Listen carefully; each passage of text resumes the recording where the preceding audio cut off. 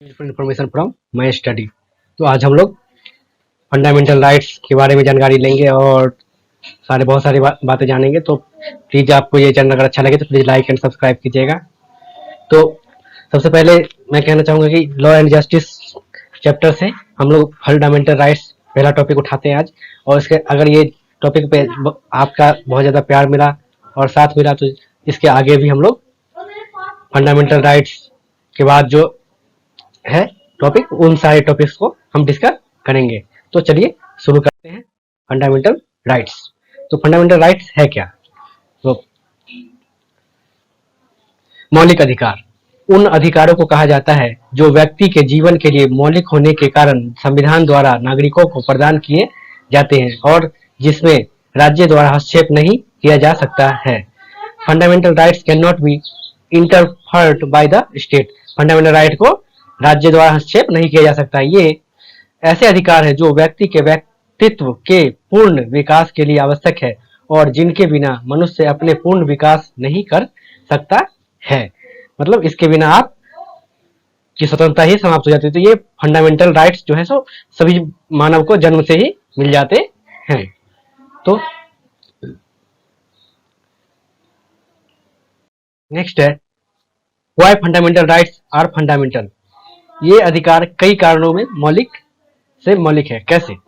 इन अधिकारों को मौलिक इसलिए कहा जाता है क्योंकि इन्हें देश के संविधान में स्थान दिया गया है। इस अधिकार को देश के संविधान में स्थान दिया गया है तथा संविधान में संशोधन की प्रक्रिया के अतिरिक्त उनमें किसी प्रकार का संशोधन नहीं किया जा सकता है। अगर आपको फंडामेंटल राइट्स में कोई संशोधन करना है तो आपको संविधान में संशोधन करना पड़ेगा, न कि आपको फंडामेंटल राइट्स में संशोधन किया जा सकता है। सेकेंड है, यह अधिकार व्यक्ति के प्रत्येक पक्ष के विकास हेतु मूल रूप से आवश्यक है। इसके अभाव में व्यक्ति के व्यक्तित्व का विकास अवरुद्ध हो जाएगा। मतलब अगर यह अधिकार आपके पास नहीं है तो आपका जो व्यक्तित्व है वही समाप्त हो जाएगा। आप सही से जीवन जी नहीं पाओगे इस अधिकार के बिना। इन अधिकारों का उल्लंघन नहीं किया जा सकता है और ये fundamental rights can not B violated. इस अधिकार का उल्लंघन नहीं किया जा सकता। यह अधिकार आपको मिला है तो मिला है। तो मौलिक अधिकार न्याय योग्य है और मौलिक अधिकार क्या है? न्याय योग्य है तथा समाज के प्रत्येक व्यक्ति को समान रूप से प्राप्त होते हैं। साधारण कानूनी अधिकार और मौलिक अधिकारों में अंतर। Difference between word ordinary legal rights and fundamental rights. साधारण कानूनी अधिकारों को राज्य द्वारा लागू किया जाता है तथा उनकी रक्षा की जाती है, जबकि मौलिक अधिकारों को देश के संविधान द्वारा लागू किया जाता है। Fundamental rights are enforced by the constitution of the country तथा संविधान द्वारा ही सुरक्षित किया जाता है। Fundamental rights are protected by the constitution of the country. और फंडामेंटल राइट्स का जो रक्षा कौन करता है? तो हमारा संविधान करता है। संविधान जो है फंडामेंटल राइट्स की सुरक्षा करता है। साधारण कानूनी अधिकारों में विधानमंडल द्वारा परिवर्तन किए जा सकते हैं, परंतु मौलिक अधिकारों में परिवर्तन करने के लिए संविधान में परिवर्तन आवश्यक है। मौलिक अधिकारों का वर्गीकरण, क्लासिफिकेशन ऑफ फंडामेंटल राइट्स। तो आज हम पढ़ेंगे मौलिक अधिकारों का क्लासिफिकेशन कैसे किया जाता है।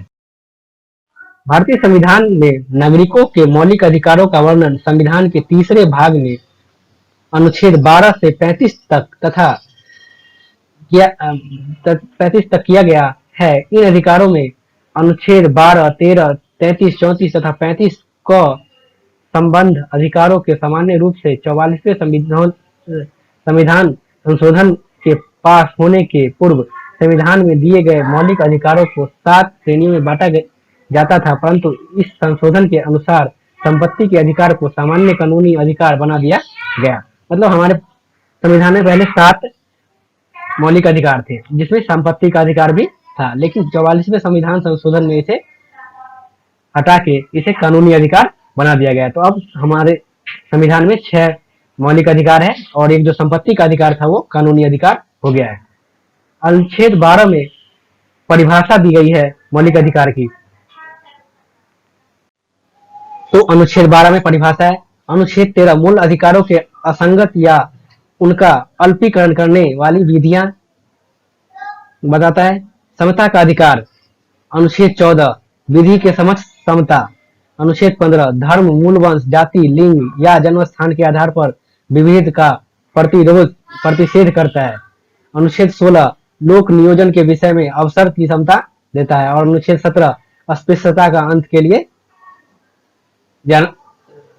अंत की बात करता है। तो ये अनुच्छेद 17 भी बहुत ज्यादा महत्वपूर्ण है। अगर आपसे पूछ लिया गया अस्पृश्यता का अंत किस अनुच्छेद में दिया गया है, तो अनुच्छेद 17 में दिया गया है। तो ये जो कुछ अनुच्छेद मैंने इसे नोटेड किया है, तो ये आपको याद रखने चाहिए, ये हमेशा पूछे जाते हैं। नेक्स्ट है, भारतीय संविधान को 6 मौलिक अधिकार प्राप्त हैं। भारतीय संविधान को कितने मौलिक अधिकार प्राप्त है? Indian citizens have 6 fundamental rights. समानता का अधिकार, राइट्स टू इक्वलिटी, अनुच्छेद 14 से 18 तक दिया गया है। तो अनुच्छेद 14 से 18 तक क्या है? समानता का अधिकार, राइट टू इक्वलिटी की बात करता है अनुच्छेद 14 से 18। सेकंड है स्वतंत्रता का अधिकार, राइट टू फ्रीडम, ये भी हमारा मौलिक अधिकार है, अनुच्छेद 19 से लेकर 22 तक इसकी चर्चा की गई है। उसके बाद तीसरा है शोषण के विरुद्ध अधिकार, राइट अगेंस्ट एक्सप्लॉयटेशन, अनुच्छेद 23 से 24 तक इसकी चर्चा की गई है हमारे फंडामेंटल राइट्स में। चौथा है धार्मिक स्वतंत्रता का अधिकार, राइट टू रिलीजियस फ्रीडम, धार्मिक स्वतंत्रता का अधिकार, इसमें इसे अनुच्छेद 25 से 28 तक इसका वर्णन किया गया है हमारे संविधान में। पांचवा है सांस्कृतिक तथा शिक्षा संबंधित अधिकार, cultural and educational related rights, अनुच्छेद 29 से 30 तक इसकी चर्चा की गई है, जो कि फंडामेंटल राइट है, सांस्कृतिक तथा शिक्षा संबंधी अधिकार। ठीक है। नेक्स्ट है संवैधानिक उपचारों का अधिकार, राइट टू कॉन्स्टिट्यूशनल रेमिडीज, अनुच्छेद 32 में इसका वर्णन है। मूल अधिकार एक दृष्टि में आगे हम देखते हैं। भारत की राजनीति संरचना, मूल अधिकारों पर प्रश्नोत्तरी। पहला क्वेश्चन पूछा गया था, संविधान के किस भाग को भारत का मैग्ना कार्टा कहा जाता है? तो भाग 3 को संविधान का भारत का मैग्ना कार्टा कहा जाता है, संविधान के भाग 3 को। निम्न में से कौन सा सुमेलित नहीं है? तो समता का अधिकार, अनुच्छेद 14 से 18 तक सही है। शोषण के विरुद्ध अधिकार, अनुच्छेद 23 से 24 सही है। संपत्ति का अधिकार, अनुच्छेद 31 ये भी सही है। धर्म की स्वतंत्रता का अधिकार, अनुच्छेद 29 ये सही नहीं है, तो ये सुमेलित नहीं है। तो हम हमारा जो आंसर होगा धर्म की स्वतंत्रता का अधिकार अनुच्छेद 29 में नहीं है। नेक्स्ट है निम्न में से कौन सा कथन गलत है? संपत्ति का अधिकार को 44वें संविधान संशोधन के बाद हटाया गया था, ये हमने अभी पढ़ा है, तो ये सही है। तो इस समय केवल 6 मूल अधिकार है, ये भी सही है, हमने आपको बताया कि अभी अब 6 ही है, पहले 7 थे। भारत में मूल अधिकारों को अमेरिका के संविधान से लिया गया है। भारत के मूल अधिकारों को कहां से लिया गया है? अमेरिका के संविधान से लिया गया है, ये भी सही है। तो संपत्ति का अधिकार अब मात्र एक नैतिक अधिकार रह गया है, ये गलत है। संपत्ति का अधिकार अब एक कानूनी अधिकार है। ठीक है, नैतिक नहीं, कानूनी अधिकार है, ये गलत है। नेक्स्ट है आपका, निम्न में से कौन सा अधिकार संविधान के अनुच्छेद 19 में नहीं है?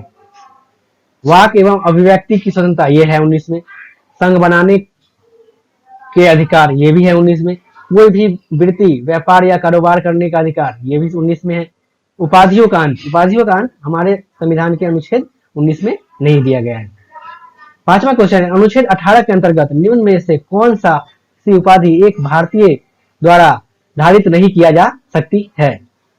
पद्म श्री मिलता है हम लोगों को, पद्म भूषण ये भी मिलता है, भारत रत्न ये भी मिला है लोगों को, तो दीवान बहादुर ये हमारे भारत में ये उपाधि नहीं दी जाती है। ठीक है। नेक्स्ट क्वेश्चन है, निम्न में से कौन सा कार्य अनुच्छेद 17 के अंतर्गत छुआछूत माना जाता है? धार्मिक दार्शनिक आधार पर छुआछूत को सही ठहराना, धार्मिक दार्शनिक आधार पर छुआछूत को सही ठहराना, किसी व्यक्ति को समान बिक्री या समान सेवाएं देने से रोकना, किसी व्यक्ति को सार्वजनिक स्थल पर प्रवेश से रोकना,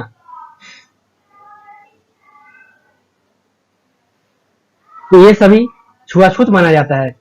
ठीक है, तो इसमें आंसर होगा उपयुक्त सभी। शिक्षा का अधिकार किस उम्र के बच्चों के लिए बनाया गया है?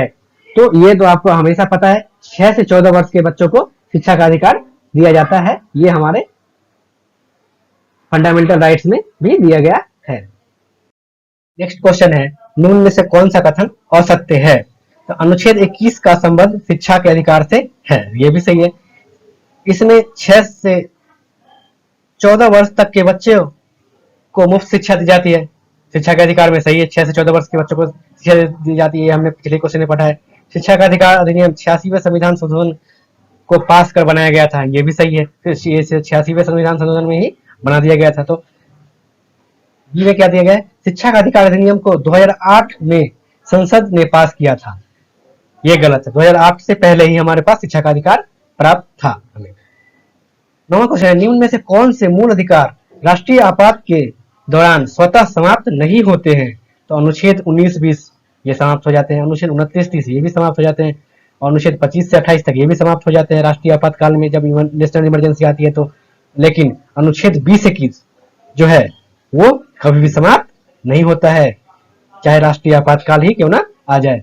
तो अनुच्छेद 20-21 क्या है, ये हम आगे डिटेल में पढ़ेंगे अगले वीडियो में। नेक्स्ट क्वेश्चन है, अनुच्छेद 25 का संबंध किससे है? धर्म की वृद्धि के लिए प्रयास की स्वतंत्रता से है। अनुच्छेद 25 का संबंध किससे है? धर्म की वृद्धि के लिए प्रयास की स्वतंत्रता से है। तो आपको ये अगर चैनल अच्छा लगे तो प्लीज लाइक एंड सब्सक्राइब कीजिएगा और हमारा सपोर्ट कीजिएगा। Thank you.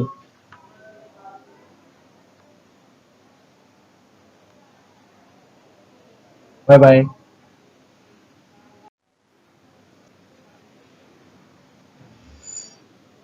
Bye bye.